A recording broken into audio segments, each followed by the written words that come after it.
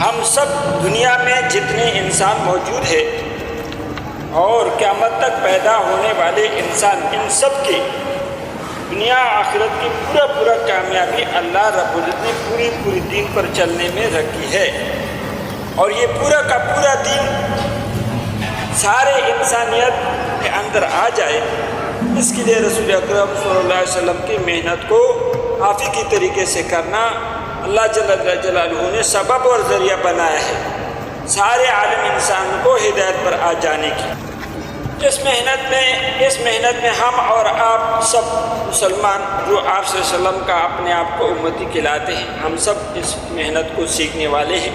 اللہ رب العزت ہمیں اور آپ کو صحیح طریقے سے سیکھنے کی توفیق عطا فرمائے۔ اس محنت کو جو بھی کرے گا، اللہ پاک سب سے پہلے اس محنت کرنے والے کی زندگی میں پورا دین جاری شاری فرمائے گا، اور اس محنت کے نتیجے میں جو دین انسانوں کی زندگی میں موجود ہے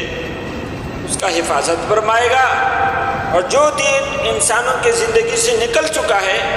اس کو وجود عطا فرمائے گا، اور جن لوگوں کو اب تک ہدایت نہیں ملی ہے اس کو اللہ رب العزت ہدایت عطا فرمائے گا۔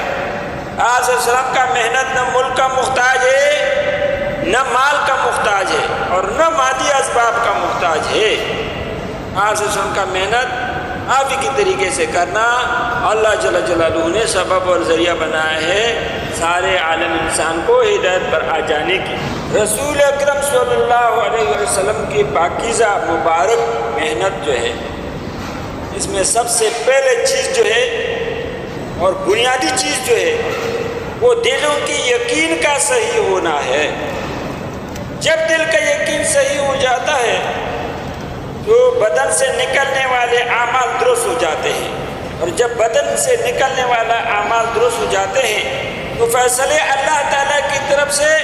عافیت کی، نعمت کی اور برکت کے نازل ہوتے ہیں، انفرادی اعتبار سے بھی